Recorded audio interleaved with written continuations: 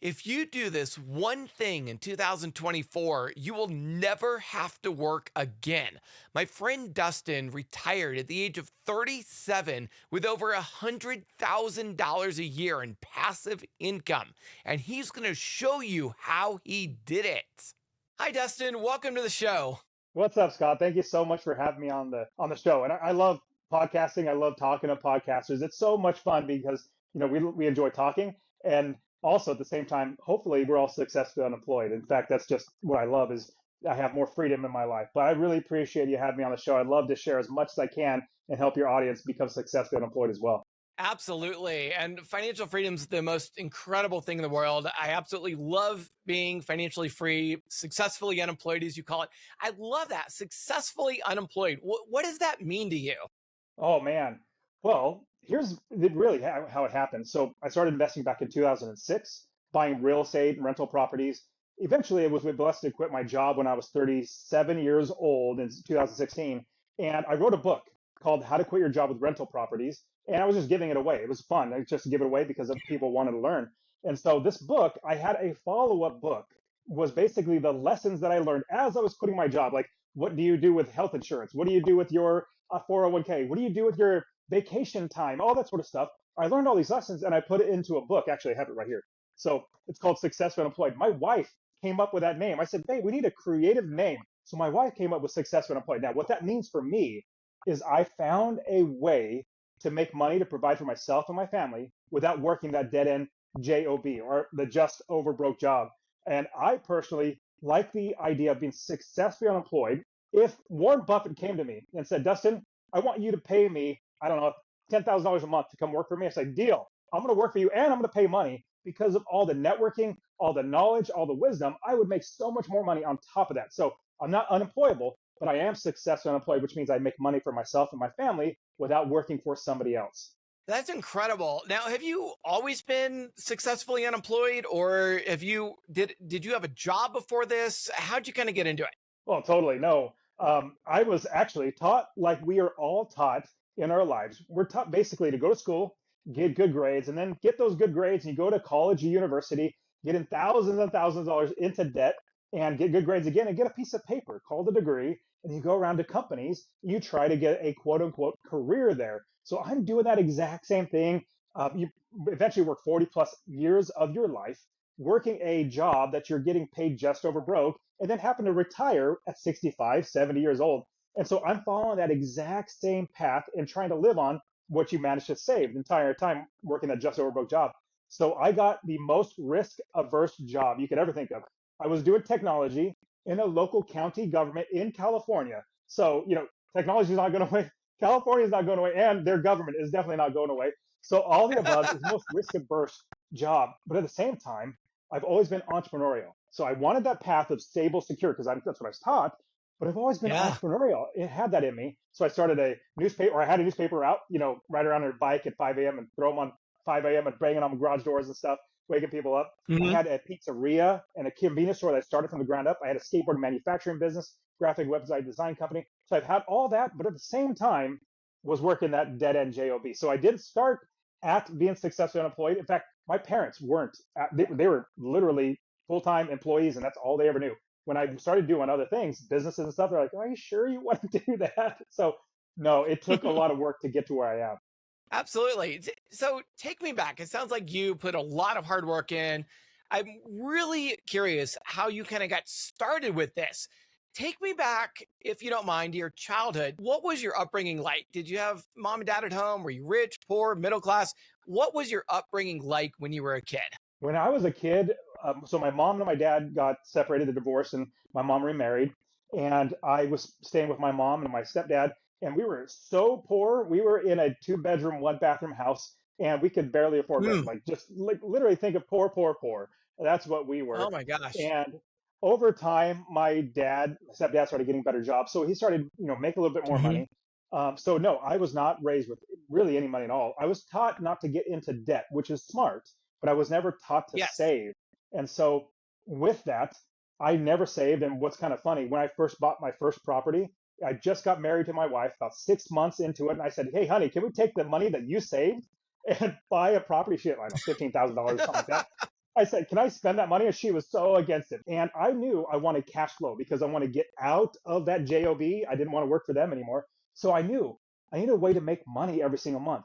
I knew that if Uh-huh. I bought a property and hoped for appreciation, the value of the house to go up, which in 2006 Sure. everybody's saying, oh, it's appreciation, that you're going to be so happy and all that sort of stuff. Well, I can't eat, and my family cannot eat appreciation.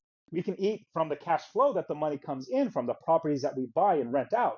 So with that, I bought one rental property, didn't even think about appreciation, only focus on passive income, a property making me $250 a month in passive income. With that property Uh-huh. making me $250, I was like, oh my goodness, I need to become an investor. This is so easy. My property works for me. I've hired experts. They do all the work. But Scott, you know how it happens. Life actually started getting in the way. Still working that dead end job because that's what I knew I needed to do. And my wife started Uh-huh. having children. And we, one after Mm. one, we eventually had our fourth child. But let me share this story of what really shoved me into real estate investing. So Yeah, I was please. working that same dead end job. My wife went into labor.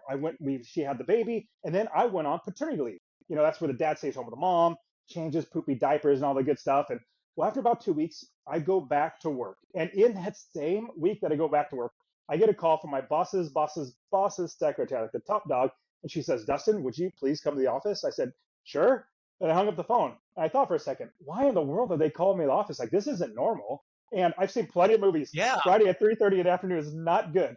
So I sat there. I thought I could potentially get laid off. In fact, there were some rumors before I went on paternity leave that there is problems in the county. It was like 2010, so it was bad things. That Like must have they been were so running out of scary money. for you. Really scary. So I'm sitting at my desk, and I immediately shake it off. Though I said I've been here 12 years, great seniority. There's no way I should get laid off. So I get up and I walk down the hallway to my boss's office. Now this hallway isn't very long. In fact, it's kind of short. But every single step I took, it felt like the hallway got longer and longer and longer. And it felt like my feet became lead bricks because the weight of potentially losing my job was crushing down on me. Well, I get down the hallway and I turn the corner and I see my boss's door. His door's closed, and I look at his secretary. She's super sweet, nice old lady. And she says, Dustin, would you please have a seat? And she's sheepishly grinning at me, trying to console me with her eyes because she knows everything about what's going on. I know nothing about what's going on. So I go and I take my seat. I start thinking about my life. This entire plan that people told me, they tell us what we need to do. Well, if I lose my job here, I start thinking, oh my goodness, did I just waste my life here working this dead end job? And wow, we just had our fourth child. If I can't feed my family, does that make me a failure as a father? Does that make me a failure as a husband, as a man trying to provide for his family? Well, as I'm sitting there, my hands get all clammy, my forehead gets all sweaty because the nerves of everything is crushing down on me. Well, the door to my boss's office opens up, and out walks a lady, a coworker of mine, with a piece of paper in her hands. She is noticeably distraught, noticeably upset. She's not necessarily crying, but you could tell her world has been rocked. She passes Mm. by me, and my boss says, Dustin, would you please come in the office? Well, I get up and I Ugh. go in the office and I get laid off. And remember, this is the government. Nobody gets fired or laid up from the Oh government, my but I gosh. did. So and this is the reason why I tell the story. So I take that layoff notice and I go back to my desk and I sit down at my desk and I realize two things sitting there. First one, I didn't get another job. I need to find another job to provide for my family. So I was really blessed. Praise the Lord to find another job in the same county, a different department was having issues. So check, got that. Then sitting in a chair, the second thing I realized was that I need to make sure this never ever happens to me again. I need to make sure that nobody Yes. has the ability to take away my ability to feed my family. So right then and there, I realized anytime I would tell anybody when they asked me the question, Dustin, what do you do? We all get that question. I would normally reply, I work for the county doing technology. Well, I am replying that the value that I put on myself comes from my job. Well, no, no, no. My value doesn't come from my job. My value comes from my God and from myself and from my family. So right then and there, I told myself, I will never ever tell anybody that my job is my value. I will now tell everybody that I am an investor because I knew I needed to be an investor, but life got in the way. Right then and there, every single time, started telling everybody I'm an investor. Now, it may so happen that 100% of my money comes from my job. That's not my part time job. I'm a full time investor. So I'll quickly fast forward the story. Started buying property after property after property, each one making me a minimum of $250 a month in passive income. And eventually I had 30 plus properties. I was like, why am I working here anymore? Like I'm making $75,000 a year, but I'm losing money. So last part of the story, I went to my new boss, good boss and all. And I said, "Hey boss, I'm laying you off," jokingly. I'm giving you your layoff notice. And so we laugh, and he says, "Dustin, what are you going to do?" And I said, "Well, I don't have to do anything. I literally own real estate that makes money for me without ever working." So the last part, I would walk to and from my job to my car, parked, it was in downtown, parked a mile and a half, walked it 1,000 times. Well, this last walk Mm. from my job to my car, I felt like I was walking on clouds because I knew I would never, ever need a job again. Just like that hallway that got shorter or longer and longer and longer with lead bricks, this I was walking on clouds because nobody would ever be able to take away my ability from my family. So, everybody listening to this, you need to realize that your boss is not paying you what you're worth. You are worth so much more than anybody could ever pay you. And this is how you'll know this for sure. Your boss is paying you just enough to keep you working without quitting, but not so much money that takes money out of their pocket. If they paid you what you're worth, they would go broke. So instead, my suggestion is focus on trying to create something for yourself. I love real estate investing. I love starting businesses. With that, if you are able to make sure that you get your own value is out there, that you are getting 100% of your value, you will actually be so much better off. Now I have 40 plus hours of my life back that I could literally do whatever I want. So, Dustin, I think you've really created a lot of hope and excitement for people who want to get financially free. There's a lot of people that think their job is secure, but then, just like what happened in 2008, a lot of people got laid off. And it's a really scary situation. If you get laid off from a job, you don't have another job lined up. And building some sort of residual income through real estate investing, which is what you did, is an incredible way to secure your future so you don't have to worry about getting laid off. And whether people want to quit their job or not, I mean, it's kind of up to them. But just knowing that they're financially free enough to make that decision can be a huge relief for a lot of people. And I think there's a lot of people like myself. I don't invest in real estate, but it's something that my wife and I both talked about and something that we really want to get into. The thing is, I have no idea how to get started. We build the business first. Let me give you a quick Okay. example of what building the business first looks like. Let's say you want to start a convenience store, candy bars and soda machines, all that good stuff. Well, you're not going to sign a lease on a location, open the doors, and set a box of candy bars in there on the ground. No, you wouldn't do that. You go out of business in like 2 seconds. But what you would do is you would build the business first. You get the gondolas, those are shelving units, all the candy bars go on, the countertops, cold storage, bank accounts, cash registers, insurance, employees, everything in the business before we buy any inventory. Then once the business is built, we buy the inventory and then put that into our business. Same thing with real estate investing. We build the entire business first, find the right property managers, contractors, insurance agents, mortgage brokers, plumbers, roofers, everybody in the business before we buy any inventory. Our properties, they are our inventory. Because here's the key, when you build a business, you hire experts to do the business for you. Just like you would not start a candy bar, or sorry, you would not Mm, start a convenience store and then see somebody walking across the street and say, "Hey, you got a pulse? Come in here and manage my proper or my inventory, manage my money, manage right. my company, manage my employees." You wouldn't do that. You would interview, you would hire well. But here's another key thing: building the business first, number one. Number two, our properties are our inventory. And number three, this is the mindset shift that I realized when those gurus told me the wrong way, that I figured out the right way. Because I was always business minded. Remember, I was really entrepreneurial growing up. I said, let me approach this Hmm. from the business mindset. So you build the business first, inventory, but here is the key that's going to make everybody actually really, you're not going to go bankrupt and you're going to be making money. The key is cash flow and passive income every single month. And let me give you a quick example. So if you're going to buy a candy bar for 50 cents and you can sell it for a dollar, well, great. You'd make 50 cents every single time. You'd say, how can I get more candy bars to sell? Because I knew without a shadow of a doubt, I could actually sell it for a dollar. Well, let's say, Absolutely. and this is the beauty about real estate investing.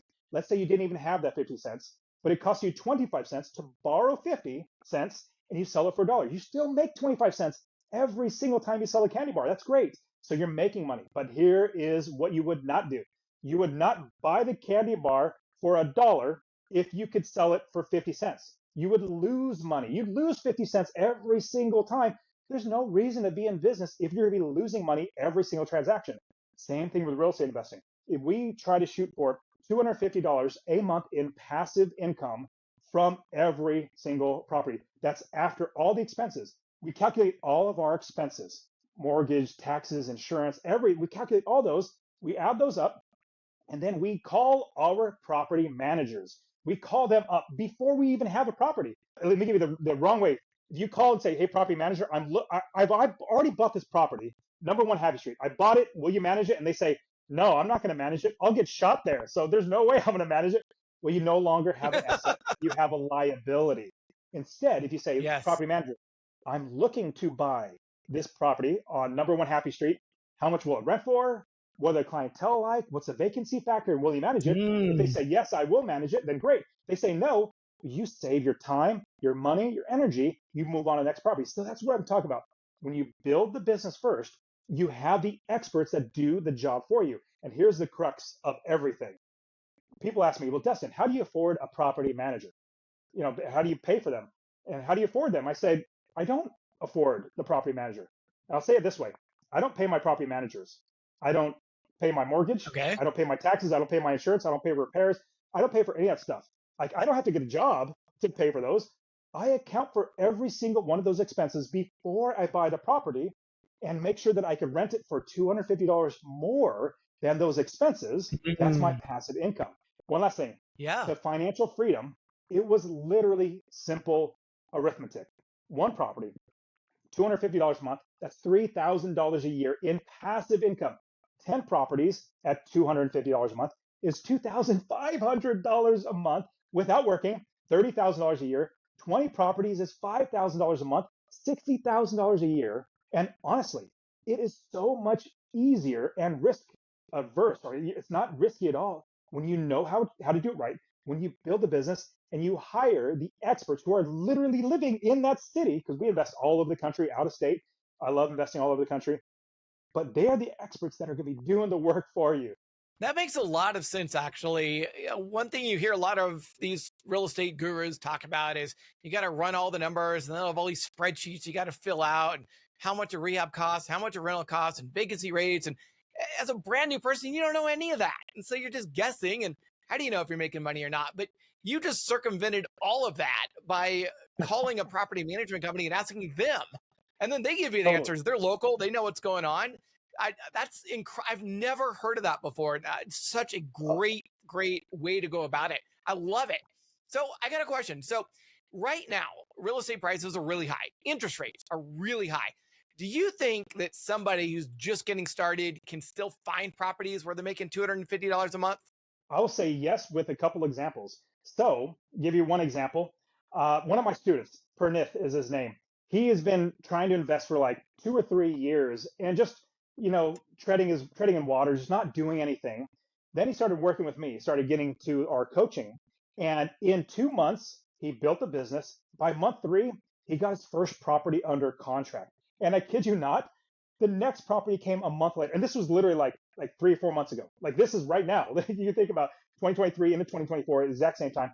When you build a business, you have other people finding you properties, other people funding your properties, you have other people managing your properties. So now he literally has, I want to say, 3 duplexes and one single family home. And he just started like in July of 2023. And this is January 2024 when we're recording this. So that's number one. Here's number two. When you do it right, when you have the right people in your business and you buy low, which means you try to capture equity, like we don't overpay for properties, we try to capture equity. That means let's say it's round numbers, it's worth $100,000, but you pay $80,000. You offer and they accept $80,000.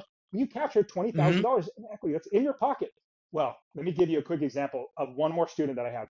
Great guy, Benjamin. He's a pastor up in Sacramento. He doesn't have any money. Pastors don't make very much money at all. So he doesn't have any money, but he had a house. He says, "Dustin, I know that eventually I'm going to have to stop working, eventually, sometime in the future, like, stop being a pastor, shepherding a flock." And he said, "I want to create passive income so I can eventually pass it down to my kids. I don't have any money though." I said, "Okay, well, let's see what you do have. Do you have 401k? No. Do you have any retirement? No. Do you have any state? No. Like, nothing." Then we got to, Mm. "Do you have a house?" Yes. "Okay, well, when did you buy it?" "Well, I bought it about 8 years ago." "Oh, so that was probably like in 2014. Great. Do you have equity?" "Oh, yeah. It's probably worth 200, $300,000 more than when I bought it for." I'm like, Perfect. Let's do this. What we're going to do is we're going to get a home equity line of credit because interest rates are still high. We don't want to refinance out of it. And you want to keep your same low interest rate. But we're going to get a line of credit where we're tapping into that $300,000 in equity. And here's what we did.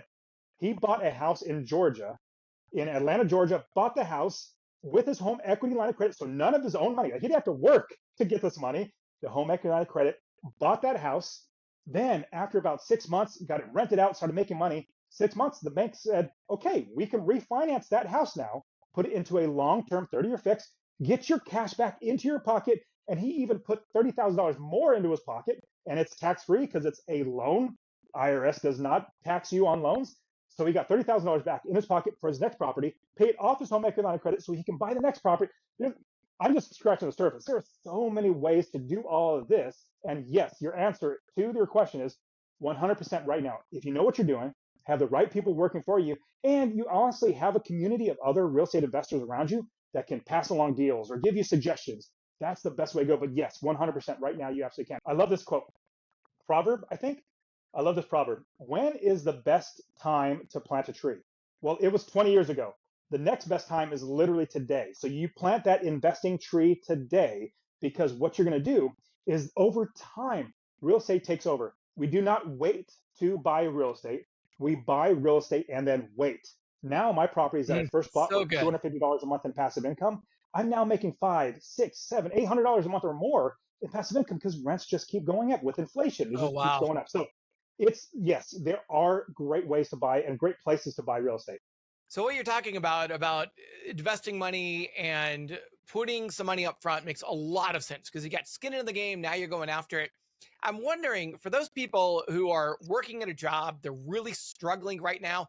They don't even have enough money really to pay their bills. I mean, they're barely getting by. Inflation has gone up like crazy, and a lot of people are struggling. Is there any way for somebody who wants to get into real estate, wants to learn, they have no idea how to get started, they literally just don't have any money to really pay you or go into a course or anything? Is there a way that they can get some sort of free education to kind of get started? Absolutely. In fact, that's why I started my podcast, the Master Passive Income Podcast. It is literally like 80 to 90% me teaching. It's a solo show, basically. I do some interviews, occasionally do some interviews, but it's literally me giving all this information out. Everything's literally for free. Literally get the, Master Passive Income YouTube channel, podcast, even my books. I literally give those out for free. I personally, when I didn't have any money, I didn't get a side job. I got side hustles. I started selling things on eBay. I started, starting other small businesses. I was doing lots of stuff to make money so that I could invest in real estate. So that's my suggestion. If you don't have any money, get started there. But then at the same time, cut debt, get out of, overpaying for things. Like you want to have more money to invest. And here's a big thing too. People think you need a lot of money to invest. My opinion, you don't. Remember my student Benjamin? He literally didn't have any money. He used his home, but you might not have your home. But what you can do is you can let other people know that you are an investor. Here's the best thing you can do. Educate yourself. Definitely listen to my podcast, YouTube channel, like get my free books, like get all that stuff. You get all of that, get educated. From there, you start telling people that you're an investor. That is going to open so many doors because you're educated. You can now, like me, it's like off the tip of my tongue. I could just literally tell that I could educate, I could do all this stuff really fast. You want to get to the point where you're so knowledgeable on how to invest in real estate, and then you share it with friends and family members and coworkers that you're an investor. They're eventually going to say, "Huh, you're an investor? I've been wanting to invest. Maybe I can invest with you." Oh, light bulb. Well, hey, I might be able to have you. I have a deal coming up. We need financing, so I can give you a loan. It's a 6% loan. Yeah, I'm just telling you, private money, that's another way. So education, telling people that you're an investor, get out of debt, start saving for future investing. That's literally the recipe that I use to get to where I am today. Wow, that's incredible how you go through and you just have such a heart to help people. You give so much free information. Beyond your free podcast, free YouTube channel, do you by chance have any sort of other free education, maybe a course or something that people can take to where they can learn this stuff if they really want to get started, but they just don't have any money? Because, a lot of people really want to get started. You talked about starting a side hustle and you talked about using that money from a side hustle to go and actually invest in real estate. And I've spoken to a Yeah. lot of other gurus, and what they talk about is they say, oh, yeah, go out, get a side hustle, go make some extra income so that you can then come pay me $2,000, $3,000 for my course. But you're saying go out, get a side hustle so that you can go invest in real estate. And I love that. That is the best way to go about it. So, do you have by chance a free course or some I free sure do. education? You talked about a free book. How do people get that? This one course that I'm going to give you, literally for free, it has got so many people to invest just from this free course. So get my free course. If you text the word rental, because more than likely you're listening on your phone, text the word rental, RENTAL, rental to 33777. Rental to 33777. I'll literally give you this book, or you can go to masterpassiveincome.com/free course. I said free book, but free course. Masterpassiveincome.com/free course. Show you how to build the business first, how to find a property anywhere in the country, how to build a business to make money, and how to make $250 a month in passive income and scale your business. Get my free course there. So rental to 33777 or masterpassiveincome.com/free course. But then on my site too, Master Passive Income, my free books on there. I got free workshops that you could like literally just create a bunch of stuff that you can just go back and watch these all over again. But then if you want some coaching, then we're here for you as well. Wow, Dustin, that's amazing. You have such an incredible heart to go through and offer all this free stuff for people that want to get started. I love the fact that you've been so successful in real estate and you really, it sounds like your heart is just to help people and really teach them. And I just love that about you so much. Thanks, man. Dustin, I can't thank you enough for coming on this podcast. You've been absolutely incredible. The information that you've provided has been absolutely invaluable. I want to encourage everybody who's watching, please go check out Dustin's free podcast, free YouTube video. Go check out his free course. He has all this information that he provides to you guys for free to help you get started because that's his heart. He has been successful. He was able to quit his job, become financially free, and he just wants to see you do the exact same thing.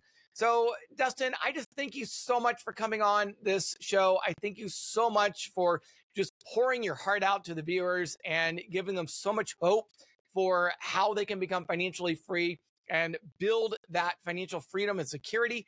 And I just thank you so much for the information that you provided.